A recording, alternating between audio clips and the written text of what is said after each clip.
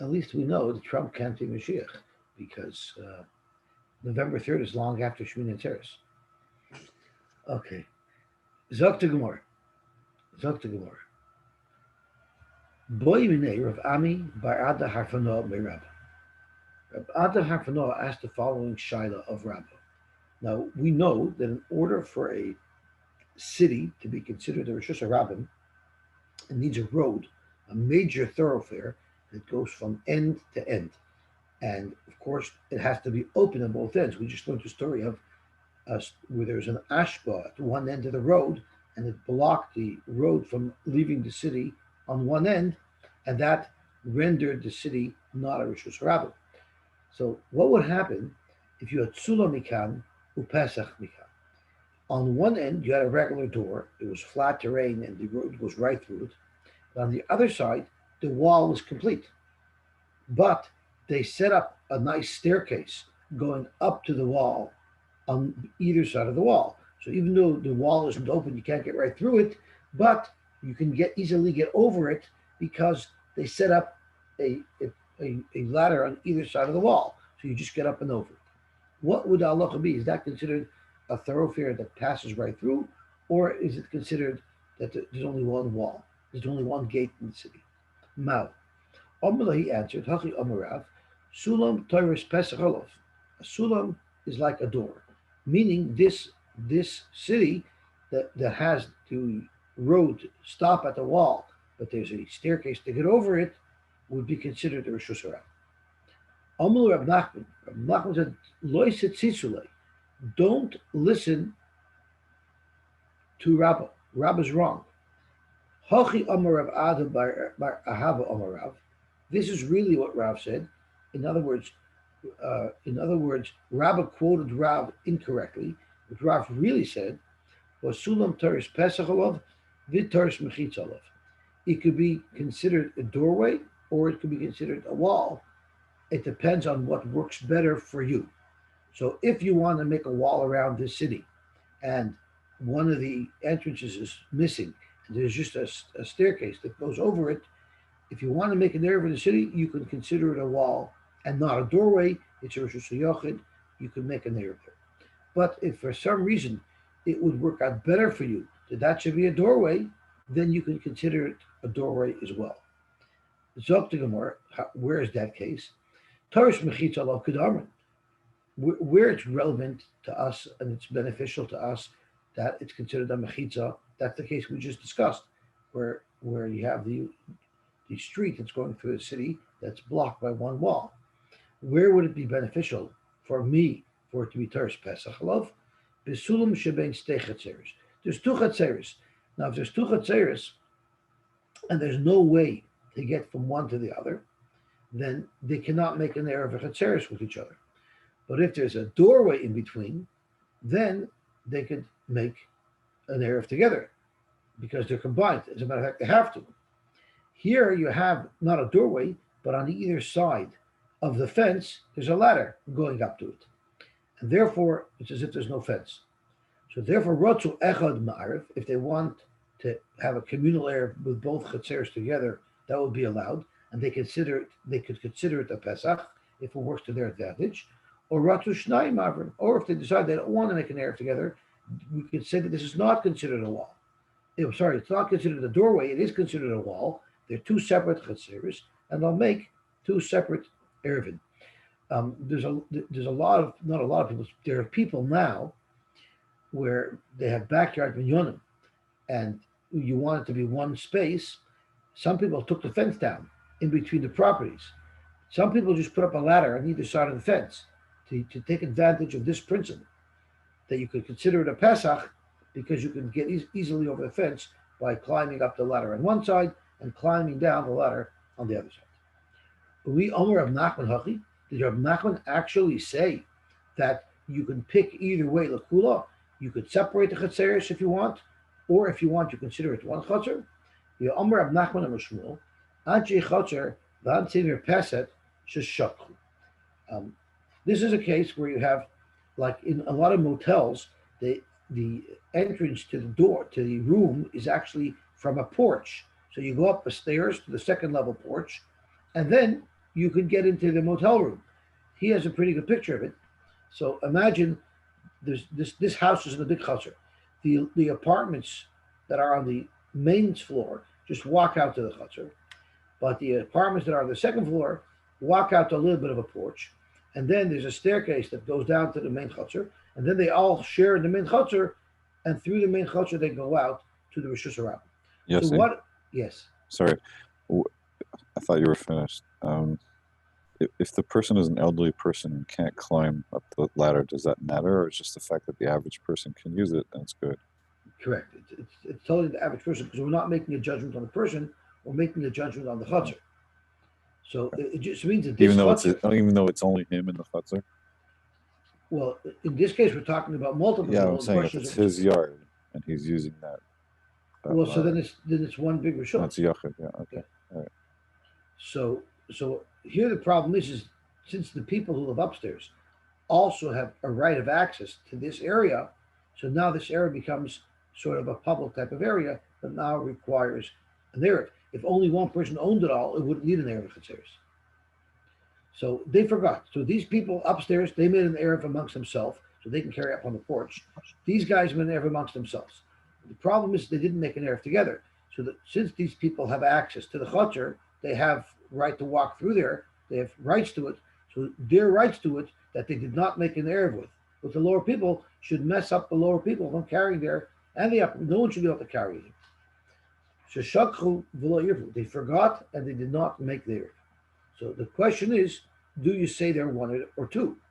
So what did the Rav paskin? He paskin im yesh lefneam daka arba.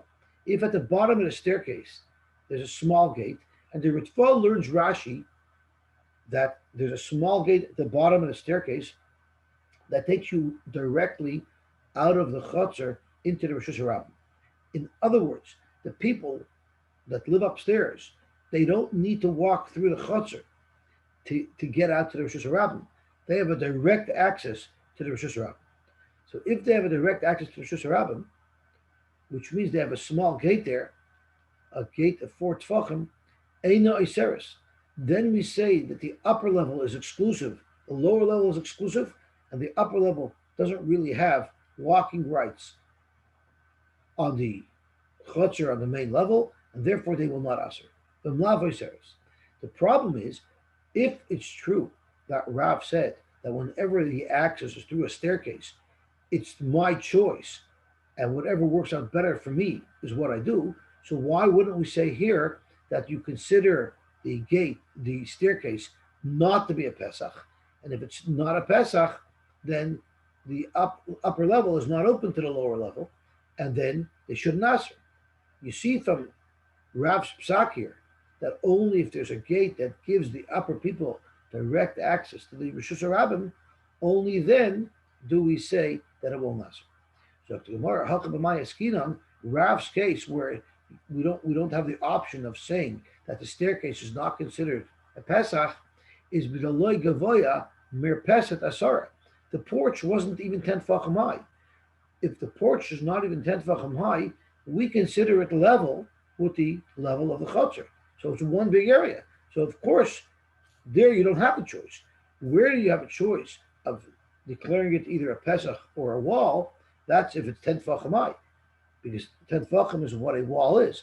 But in this case, since it's lower, it's all mixed together, and that's why they need this dakar wall. What if that was their only access and they wouldn't have a choice either? In which case? Where the ladder is going up to the second level. Let's say that's their only access to go up and down, to go out. Even so, if Rav said that you consider that a wall, then you consider that a wall. Okay. The Gemara, you have to understand, we're talking here about Hilchos Eruvin where we're makel on. It doesn't have to make sense perfectly, right? Because you're saying they still have to get out there. How are they going to get out there? In a chadami. But since there's a wall there, to consider separate. In fact, if we're talking about that the second level wasn't even 10 tefachim higher, well, the kikov and daka might have it. So what does it help if they have a gate that's directed to the outside? They're considered level with the chutzner. So it's one big chutzner. So how could you suggest that a direct access to the outside should make them into a separate chutzner. Zok the Gemara, I'll tell you why. Because it's bimigufefes ad esher amas. This porch wasn't just an open porch. This porch actually had a railing around it. It had a railing around it, and there was a 10 amma opening in the railing where that staircase was to go down to the main level. Now, we know that whenever you have a wall around an area, if it's open, if it's breached up to 10 amas, we'll say that that breach is not a broken wall. That breach is considered a pesach. It's considered a doorway up to 10 amas.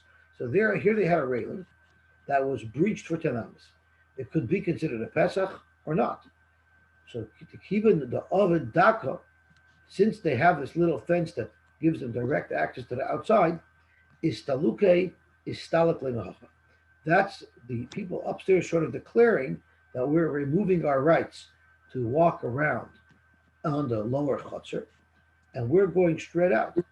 So therefore, they had a railing. So even though they're not 10 tefachim high, with the railing, it's considered 10 tefachim, because if you add the height to the amount of the railing, they're going to have their barrier.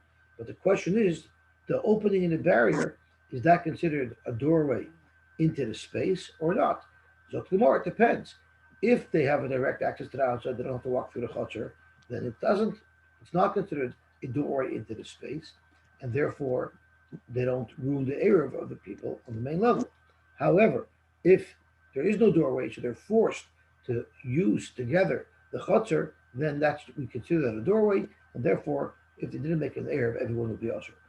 But the short answer is that this case is not relevant to our shaila as to whether or not a sulam that allows you to get over a wall, if it's considered a pesach or a chayma, and therefore Rav stands that it's up to you. Whatever works to your benefit, that's how you'll consider it. If it's better for it to be a pesach for you, then it's a pesach. If it's better for it to be a chayma, then you could call it a chayma. Amar Rabbi Yehuda Mashmuel, Chosel shiratzba b'sulamis. You have a wall, and you built a very wide. You built a 10 amma wide, even 20 amma wide staircase going up to it on the inside and down on the other side. So you literally have a big wide area where a mass crowd can literally walk right over the wall. So even if it's more than 10, and if it's more than 10, the significance of more than 10 is a doorway, an opening in the wall that was more than 10 amas is not considered a doorway. It's considered that the wall is breached and there's no wall in between. So here you had a breach, but it wasn't because the wall was down. It was because you had a massively wide staircase that was more than 10 amas that allowed people to walk right over the wall. So Zok Gemara, Torah Mechitza Olav. We don't consider it breached. We consider it like it's a wall, and therefore they have a choice. They could decide to make a separate eruv or not. Rami le Rabbruna le Rabbi Yehuda. Rabbruna asked Akasha to Rabbi Yehuda. Where did he ask the question? The Matzarta de Rabbi Chanina. They were in the wine press of Rabbi Chanina, and I guess they were schmoozing and learning while they were working on the wine. And he asked the following question: Mi Omar Shmuel Torah Mechitza Olav. Would Shmuel actually say that when you had this wide staircase leading up to the wall to take people right over, that we consider it a mechitza, and therefore the wall is good? Well, Amar Rab Nachman Amar Shmuel, again from the same case that we asked earlier. Anshe merpeset, anshe chotzer sheshachchu v'lo yirbu, im yesh lefanah dak arba eno yiseres, v'mlav yiseres. So over here, so according to you, it's considered a wall. Why, or I have a right to consider it a wall. Why over here do we say that without the daka it asers? So the Gemara, same answer as before. Hacha b'mayas kinan the like gavayim repesed asara. In fact, the Gemara, if you like gavayim repesed asara, ki avadaka mayhava. What good is it to have a separate access? It's level with, we consider it level with the main chutzner. So the Gemara, the mugufefes ad eser amas. Again, you had a railing around the second level, and that railing made it a wall, but it was open for 10 amas, And the question is, are we going to consider that opening a Pesach, or are we going to consider that opening um, as if it's a breached wall? And it will depend on whether or not they have direct access to the outside. Even the Abadaka is taluke is talik mehacha. If they have a separate entrance, then we say that the wall is not breached and they have a separate area and they don't have impact on the main chutzner. But if there's no separate entrance, meaning the people from upstairs have to walk through the chutzner to get to the Shus Harabim, then they're considered one chutzner, and if they need to make an eruv, nobody can carry. Now this is an interesting story. Hanu b'nei Kakunoi, the people of the city of Kakunoi needed an eruv, but they didn't have an eruv expert. So the Oslo Kamed Rabbi Yosef, they went to Rabbi Yosef and they told him, Relay, Havlon Gavar Deli Arvlon Mosul. Can you please give us somebody, give us a rabbi who could make an eruv for our city? So Rabbi Yosef told his Talmud Abaye, Amale Abaye, Zil Arv Lahu. Do me a favor, go make an eruv for the people of Kakanoi. But ich beitech Abaye, you're my Talmud. I don't want you to make me trouble. The chazi, the limitzaf chala b'mei midrash.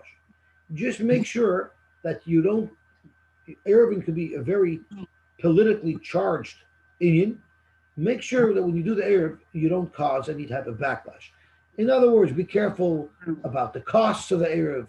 Be careful about who you might be impacting. Make sure to get it right. So we know that Eruvin are very charged, and you really got to be careful when you make an eruv. But we're going to see what type of potential obstacles and potential flare-up situations Abaye had to avoid. So here's the situation. Ozal, Abaye went to survey the city to figure out how he's going to make the eruv. Now we already know from what we've learned that a big city that has Rosh Hashanah in it, you cannot make an eruv in the whole city. You have to exclude part of the city because of the concept that we learned that the Rabbanim don't want that we should forget about the concept of Eruvin. So there has to be one neighborhood excluded from the city. And that was the issue Abaye was going to run into in this city. Bati, the Psichi Nahara. There was a very exclusive walled gated community in this city that there was no direct access from these homes, this neighborhood, to the city. Rather, the only door to their properties were beachfront properties. So there was a group of neighborhoods of beachfront properties that you could only get to through the water. You couldn't access them by getting through the city. So they were pretty much severed from the city because there was no doorway for them to get into the rest of the city. So beautiful Abaye said, now when I exclude a neighborhood, I'll exclude this exclusive neighborhood who's very happy being separate from the city.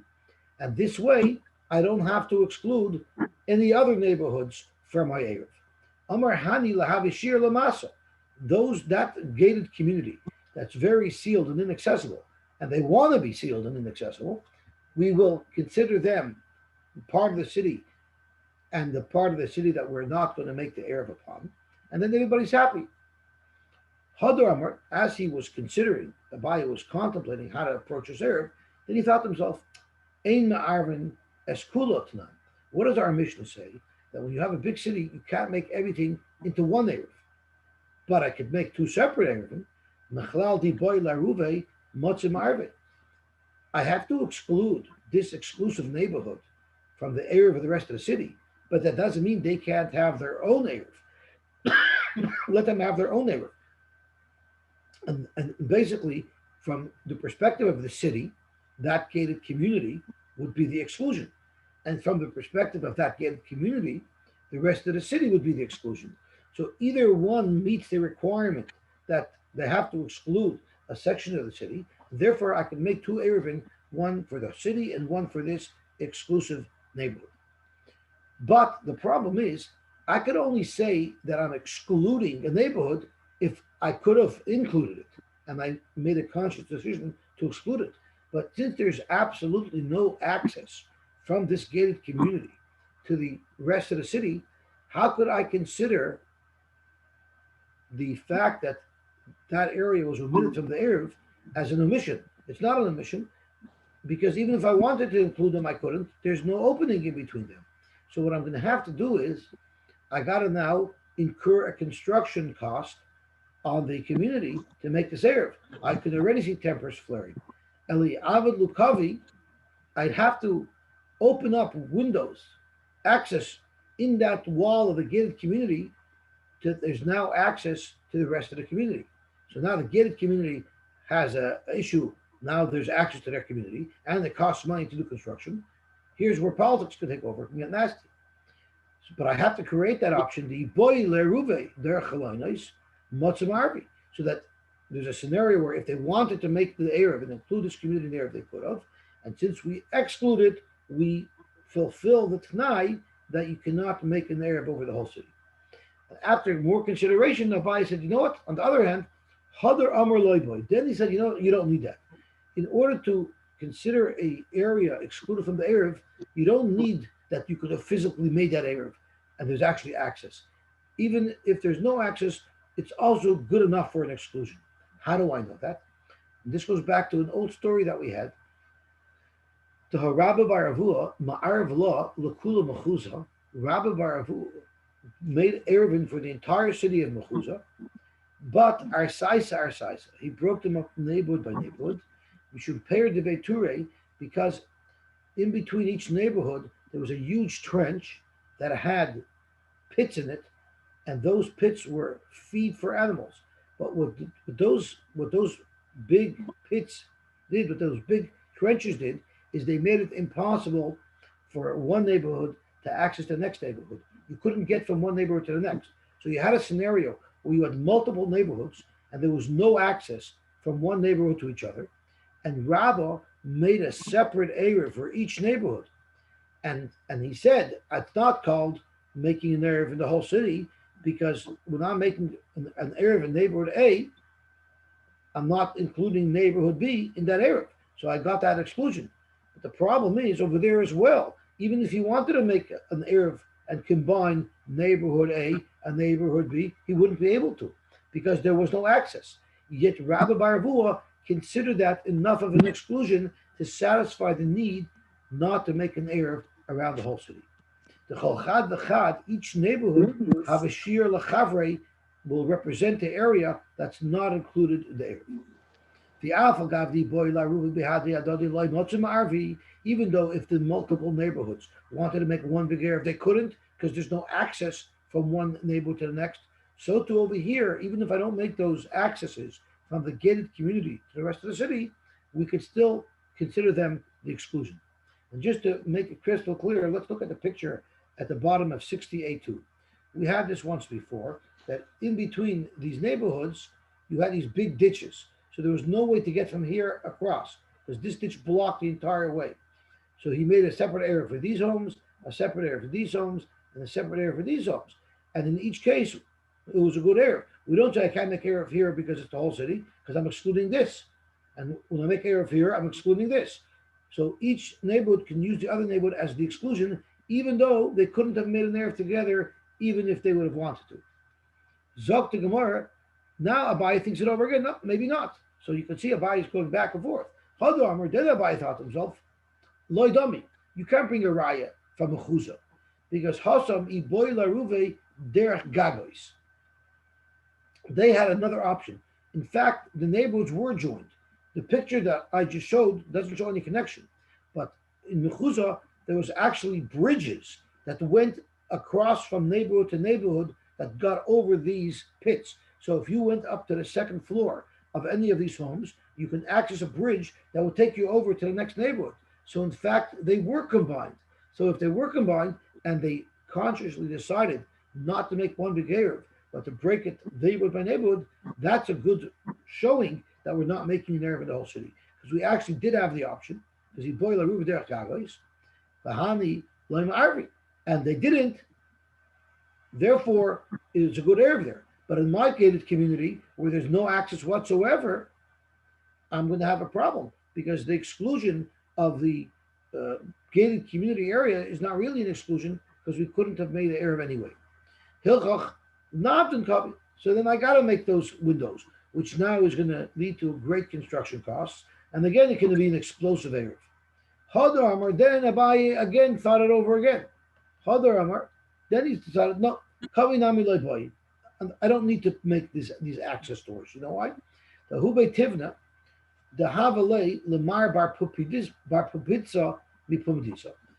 In Pumbedisa, there was a grain house, a grain storehouse. A grain storehouse is not a place where people live.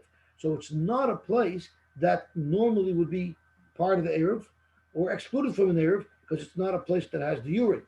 So they don't need to have any type of shituf there. And who owned this grain storehouse? Mar Bar Pupitza. And where was this grain house? It was in Pumbedisa. Pumbedisa was also a big city that had to have at least one neighborhood that would be excluded from the Erev. The Shavi Shir Pumbedisa. And the way Tosfos learns, this one grain house was from the houses, from the minimum amount of houses that are required. So in our Mishnah, we had two shittas, either 50 homes, 50 diurin, or six homes. So Rashi tells us this is one of the six homes. Rashi seems to learn this was the only home, and this acted as what was required. Because we're going to have a shita that argues in our Mishnah that says only one home is required. But Tosfos says it would have been one of the six homes. And if we count this base tivna as one of the six homes, and this base tivna anyway couldn't be part of the Erev because it's a place that doesn't have the urine, you see from here that the exclusion is acceptable even if it's something that wouldn't have been able to be part of the Erev anyway. So now that we went through Abaye's consideration and reconsideration, and going back and forth between whether or not he has to make this into a very expensive construction project, Abaye finally understood what his Rabbi Yosef meant. Amar Abaye said, Hainu da Armali Mar, now I know what my Rebbe meant when he said, Chazid midrasha, make sure that you make an error, but you also make an error that's not going to lead to an uproar. And then interesting, he calls his Rebbe Mar. What's wrong with that?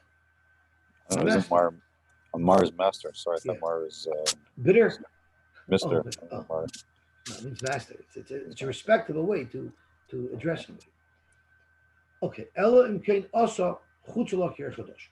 If you want to make a neighbor around a big city, you have to exclude a neighborhood. How big is the neighborhood? The first chapter, Ke'er Chadasha, which was a city that had 50 diurim, 50 inhabitants. Tanya Amar Yehuda, Ir Achas Hoysab Yehuda. There was actually a real city in Yehuda, the Chadasha Shema, and its name was Chadasha. It's like a new city in Muncie. I don't know if it's new; it's pretty old, but its name was New City. The Hayba Nun Diurim Anoshim Anoshim Taf. This is the city that Chacham used as an example of a neighborhood that's significant enough to have to be excluded from the Erev. The Yosy Shir, and as a matter of fact, that city was actually the city that was excluded from a greater Erev in Yehuda, so it actually validated the Erev. So we're not just picking a city as an example, we're picking a city that was actually used as the Shir. And it was called New City, Chadasha. There's a bacher who he's a married man today. He's an older gentleman, but in my days when we were teenagers, he was also a teenager. One of the teenagers that hung around Bubba. His name was Shimshi Fryer. I don't know if anyone remembers him. He lives in New York today. He's a Shiva or Magachir, and he had a child. He has a son Yehuda who recently got married. And this Yehuda made a pact with a friend of his that I'll daven for you that you shall find the shidduch, and you'll daven for me that I should find the shidduch. So his friend asked him, okay, if I'm going to daven for you that you should find the shidduch, what type of girl should I daven for? So he said, I want a nice Erlich of a Shakav girl, someone who will help me build a nice Jewish family. And then he asked his friend, and we're talking about the Chassidim, and what type of shidduch are you looking for? So he said, I want a rich girl from Los Angeles. That's what his friend tells him. So he was davening for this guy that he should find a rich girl from Los Angeles. And in fact, he got engaged to a girl by the name of Chani Rich from Los Angeles. She just doesn't have any money. So that's like Ir Chadasha. It's a new city. Iboilahu. So the Gemara clears the shayla. Chadasha Mahu. What's the halacha with the Chadasha? So Rashi says, if you have the city of Chadash itself and you want to make an erev around it, is that considered a big city that you also have to exclude a neighborhood, or could you make an Erev around that whole city? So Gemara Chadasha, ki hechi de iu havi shir legedoyla, gedoyla nami havi shir lektana. What's the shaila? Of course, you can make an Erev around the entire Chadasha. You know why? Because the same way it was the neighborhood that was excluded from the other city, the larger city, we can say that the larger city would be the exclusion from Chadasha, just like Abaya's situation. What we want to know is if you had a city that once upon a time had a lot of people in it, and now it has very few people, it only has 50 people. So we learned in our Mishnah that if it was once a big city and it became a small city, you still have to leave over a neighborhood. But what if the city didn't go from 600,000 to 500,000? It went from 600,000 to 50. So it's a tiny city now. Do we still have that requirement that you have to exclude some area of that little city from the Erev because it once upon a time was a big city? One of them held that since it was once a big city, even though now it's very small, you still have to leave over an area that you're not going to make an Eruvin. And another man holds it so small, you could make an Erev in the whole city together. Gimel Chatzeros. There are 3 Chatzeros of 2 houses each. It's a total of 6 houses. So that was the Machlokes of the Mishnah. You need a neighborhood of Chadash, which is 50 diurim, or is it enough to have 6 houses? Omar Pchama Bagoya Omar Raf, halacha Reb Shimon. The halacha is like Reb Shimon, that 6 houses is enough. Rabbi Yitzchak Omar, afilu bayis echad, either one house or the chotzer achas, or even 1 yard, which doesn't even have a house in it. For example, chotzer achas sol kedaitach, it doesn't have anybody there at all. Alaima bayis echad bechotzer achas. If you have 1 chotzer with only 1 house in it, and that was left out of the Erev, that would be adequate. So that's a third shita that's not mentioned in our Mishnah. So the Gemara wants to know this third shita that Rabbi Yitzchak introduced. Omer Lei. So Rabbi Chama Bar Goya asked him. I'm sorry, not Omer Lei Rabbi Yosef. Omer Lei Abai Rabbi Yosef. Abai asked Rabbi Yosef. Abai asked Rabbi Yosef. How do Rabbi Yitzchak? This third shita that Rabbi Yitzchak introduced, that you only need 1 home in 1 chotzer. Gemara, does he know this from his Rebbeim, who told him about this shita of a third Tana? Although we don't paskin like it, it's not even mentioned in the Mishnah, but there is a Tana who holds like this. And Rabbi Yitzchak's quoting from his Rebbe that there is such a Tana. Or is he saying that if it wasn't for the fact that these 2 Tanoim in our Mishnah said you need a bigger neighborhood to exclude, Minasvar, I would have thought that even 1 house in 1 chotzer would be enough of a shear.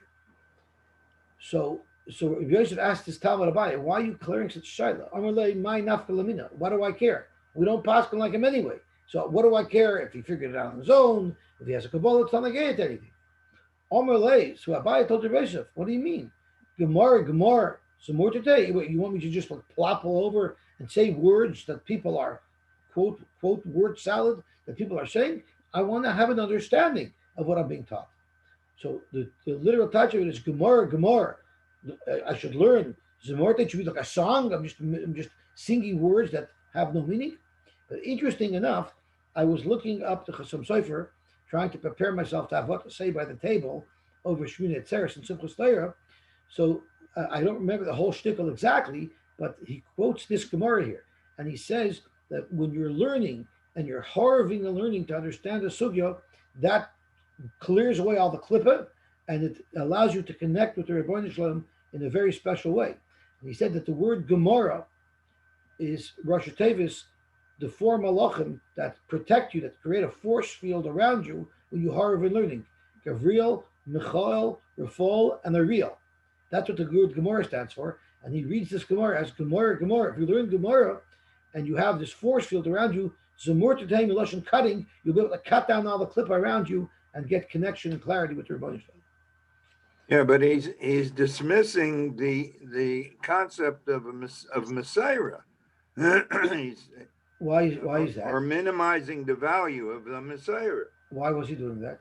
Well, he's saying, what do you mean? as far as isn't good enough, I gotta have a Messiah, Gemara, No, I don't, that's not what he was saying. What he was saying is, I have a right, even though we know the halacha is not like the shita that Yitzchak proposed, I have a right and a duty to at least clarify what is the makor of this. Is it merely a Kabbalah from a Tana, or was there actually a reason for it?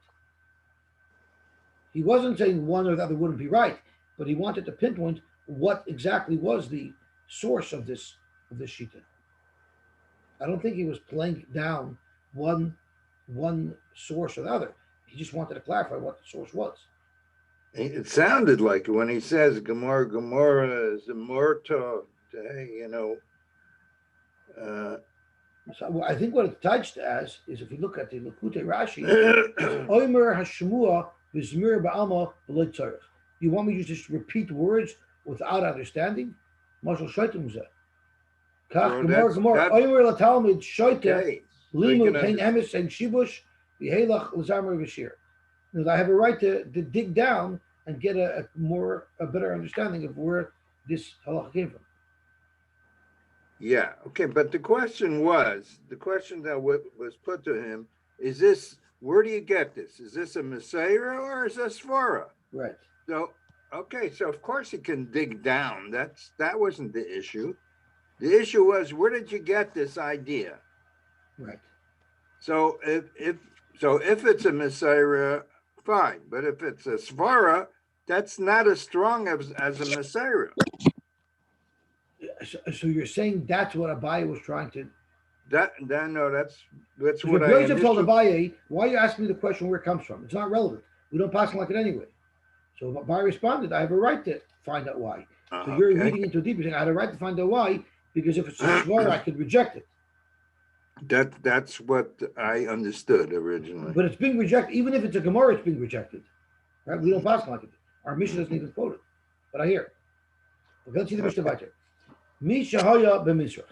A person was on the east side of his home. So the home base is to his west. And he was coming home for Shabbos on his way to his house. And he knows that on Shabbos he wants to travel to the west. But he can't put an Erev there because he's not home yet. He's on the east. So the Amar Levnoi Arev Li B'mar. Do me a favor, my dear son. Set up an Erev Tchumen for me on the west side of the city, so that I can head to the west on Shabbos. Or if the circumstances were the opposite. B'mar, he was on the west side of the city. Amar Levnoi Arev Li B'mizrach. And he doesn't make it home. So the question is, where was he koine shvisa? Im yesh heimenu ula beisai alpay mama. What if he's within 2,000 amas of his home? Meaning on Shabbos he can get to his home. But ule eruvin Yosy. But his erev, which in this case is past his house, is more than 2,000 amas from where he is. So he doesn't have access to be in the place where he attempted to be koine shvisa. So then muter leveisai, we'll say that he's koine shvisa at his home, but for asher leruva, his erev doesn't count for him. So right off the bat, Rashi has a huge kasha, because we just learned a couple of days ago where a fellow was trying to get home for Shabbos, and he found himself, as sun was setting, 4,000 amas away from his home. So what he does is he says, I know that 2,000 amas up ahead, which is the halfway point between myself and my home, there's a tree. I want my erev to be under the tree. So the Mishnah says that the erev is not a good erev because under the tree could be a huge area and he has to pinpoint a specific area. And in fact, if he does pinpoint a specific area, like right near the trunk, then he'll be koine shvisa up ahead, and then he'll be able to get home on Shabbos. But if he didn't pinpoint an area, his erev is not a good erev. And what is his status?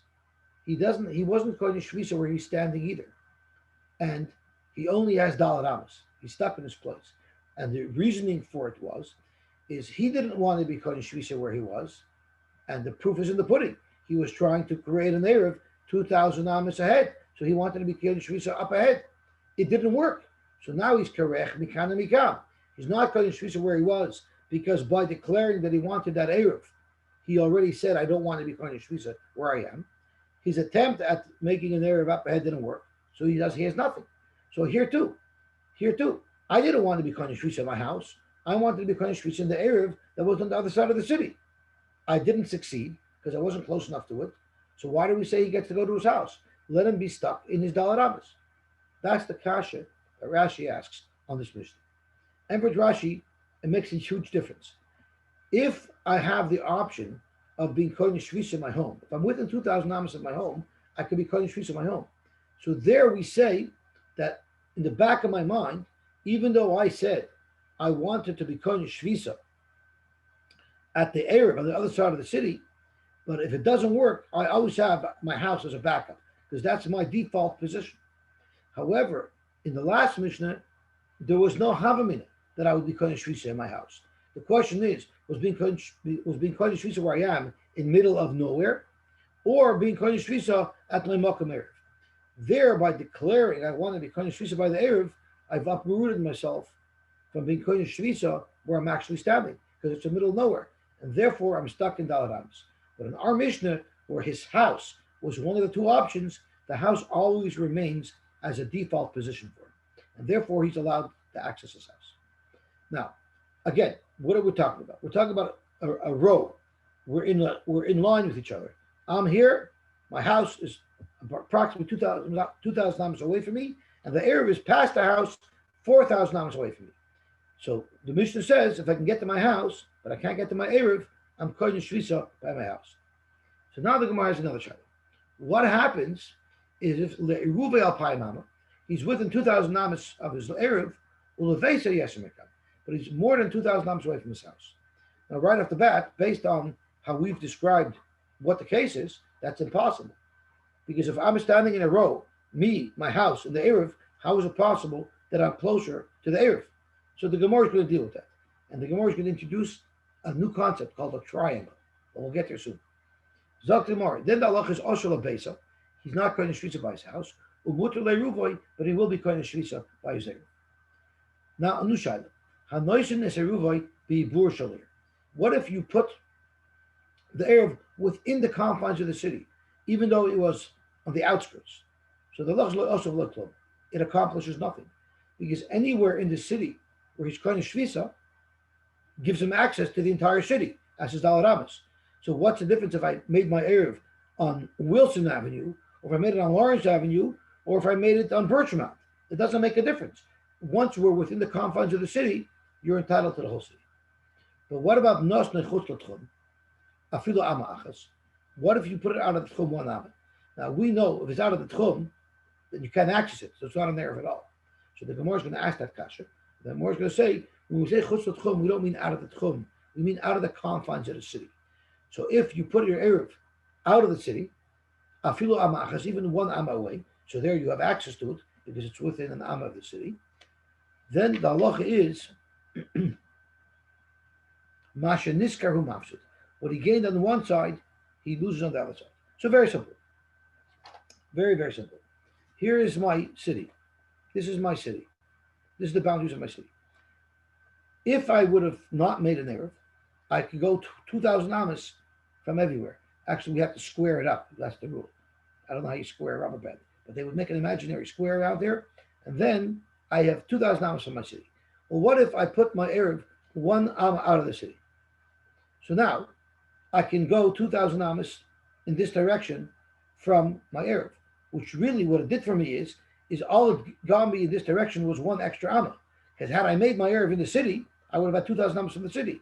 Now I counted 2,000 amos from my Erev, so I get only 1 extra amma in this direction. Now let's see what I get in the other direction. In the other direction, we don't say I get 2,000 amos from my Meret, from my Erev. We don't say that. What we say is I get this 1 amma, this entire area doesn't count because it's the city, and then I count 1,999 amos on the other side. That's what the halacha is. And we'll get to the reasoning for it, but that's the fact. Now, based on that fact, let's think about it. By placing this Erev 1 amma out of the city, I gained 1 amma in this direction, and I lost 1 amma in that direction. And that's exactly what the Mishnah is saying. Masha Niskar Hu Mafsid. The 1 amma that I gained To the east, I lost to the west. But that's all I lose. I didn't lose the whole city because the city I get for free. Zoktimar. The Pashat Pshat, the Pashat understanding of the Mishnah is Lemizrach Beisai, that we're standing in a row. I'm standing to the east of my house, and Lemar Beisai, and the Erev is to the west of my house. So Gemara, based on that, I understand the first case of the Mishnah, but I don't understand the second case of the Mishnah. Bishlam Heimenu Ula Beisai Alpai Mama. Bishlam is the first case where I was within 2,000 amas of my home, Ula Eruva Yesemekam, but my Erev is further from me. Mishkachasla makes perfect sense. The Matil Vesei, I can get to my house within 2,000 amas. But I can't get to my Erev because my Erev is past my house. But the second case of the Mishnah, El Heimenu Leiruvai Alpai Mama, the second case that describes a scenario where I'm within 2,000 amas of my Erev, Ulavesa Yesemekam, but I'm more than 2,000 amas from my house, Heichem Mishkachasla. That's physically impossible because the Erev is beyond my house. Amr Yitzchak, Mi Sarvis Lemizrach Beisai, and Lemarav Beisai, who said that when the Mishnah uses the term Mizrach and the term Mar, it's referring to my position versus the city, and the position of the Erev versus the city. No, loy. Lemizrach means Lemizrach B'nai, and Lemarav means Lemarav B'nai. It's just a question of what direction relative to my son is the Erev. I'm telling my son, make an Erev for me in the Mizrach, in your Mizrach. But its position versus where I'm standing or where my house is, we have no idea. It's undefined. So it could easily be a case where I asked my son to make an Erev to his east, and it could be that that Erev is closer to me than my house is to me. Rabbi Bar Shila Amar no. Even though we're referring to positioning versus his house, you could still be a case where you're closer to your Erev. So let's look at the Art Scrolls diagram. So that's at the bottom of 60b1, and he has this very simple Erev. This is Mizrach, this is Ma'ariv.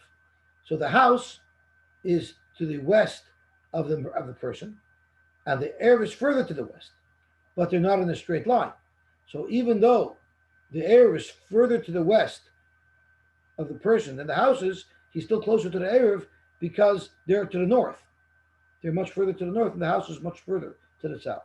So a simple arrangement of how he could be on the east side of the house, the Erev could be the west side of the house, yet he's still closer to the Erev than he is to the house because the house is much further to the south of where he's standing.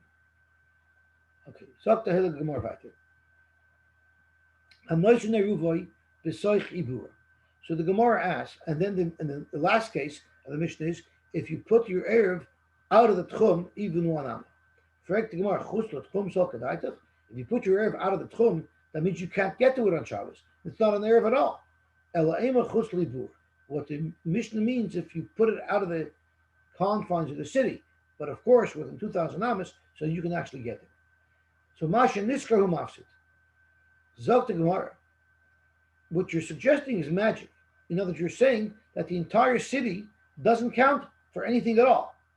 So Gemara Masha Niskar V'suloi, are you actually suggesting that the city doesn't count for any space at all?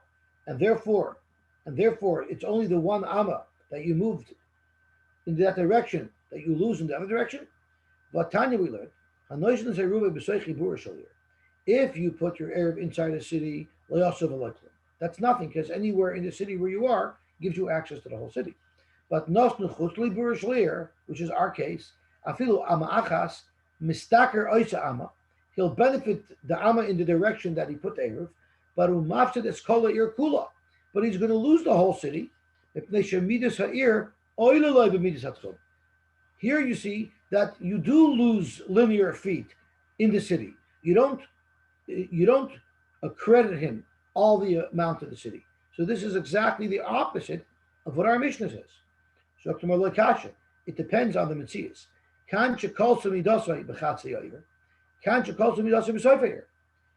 And let's do this visually. Here's my city. Here's my Erev. Let's say this city is only 1,000 amos. That means even if I count 2,000 amos from where the Erev is, the city is still included in it. When the city is included within your 2,000 amos, then we don't count the city as anything at all. So then you'll get 2,000 amos plus the city. But if the city is a large city, let's say 5,000 amos circle, so the Erev, if I count 2,000 amos, ends in the middle of the city, then you don't count the city for anything. Now, what's the justification for that? What's the svara? If the city is within the 2,000 amos of my Erev, then the city doesn't count at all. But if the city is bigger than 2,000 amos and my 2,000 amos range ends in the middle of the city, then I don't get the city at all. What's the explanation for that? We don't know. So Zok the Gemara, and this actually is consistent with what Ravidi said. Ravidi quoted Rabbi Shub Levi as saying, if you were measuring your range that your Erev gave you, and the 2,000 amos ends in the middle of a city. So the halach is ein loy ela chatzei ha'ir. He has to stop at the 2,000 amos range. But if it's a small city and the range of his Erev extends past the city, then nasis loy ha'ir kula kedal amos. Then the whole city doesn't count for anything, and therefore umashlim loy sashar. He just passes the city and then he continues counting. So based on this halacha of Reb Shua Levi, it makes sense. If my Erev 2,000 amos included the whole city, then we don't even count the amos of the city, and I can continue counting on the other side of the city. But if my Erev, my 2,000 amos ended within the city, I don't get any credit. Omer Ravidi, so Ravidi, after quoting Reb Shua ben Levi, said, "Ein elu elu different nevias." This is mamish nevias. Where do you get it from? Mali kolso b'chatzi ha'ir, mali kolso b'sayfa. Why in the world should it actually make a difference whether or not the Erev ended in the middle of the city or at the end of the city? It doesn't make sense. On Marava, it might not make sense, but we actually have Mishnayos and Brises to back up what Reb Shua ben Levi is saying. Tavar tininu. And we'll stop after one more line. If there's a big city that's near a little city, and the halach is the people who are in the big city can actually walk through the entire small city, meaning they can walk 2,000 amos from their city. And if within that 2,000 amos is a small city, you don't count that as a 2,000 amos. However, if you live in a small city, but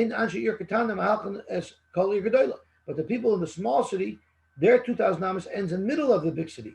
And therefore, they cannot walk across the entire big city. They have to stop when they hit the 2,000 amma range. My timer. What's the reason for this? The little city, if they walk 2,000 amos from their city, they're going to be in the middle of the big city. But the people in the big city, if they walk 2,000 amos, they're going to be past the small city, and therefore the small city doesn't count at all. I guess we should stop here because I think davening in Dagoda is 6:45. So we'll stop here, and I want to wish everybody a gittin kvittel, a lebedik kvittel is what Mr. Martin told me yesterday. We should have all a lebedik kvittel, a simchadik yomtiv, and we should be poilos, big yeshuas, whatever we need, the Rosh Hashanah should grant us. And then Shkayach, same to you. Good yontiv. Amen. Amen.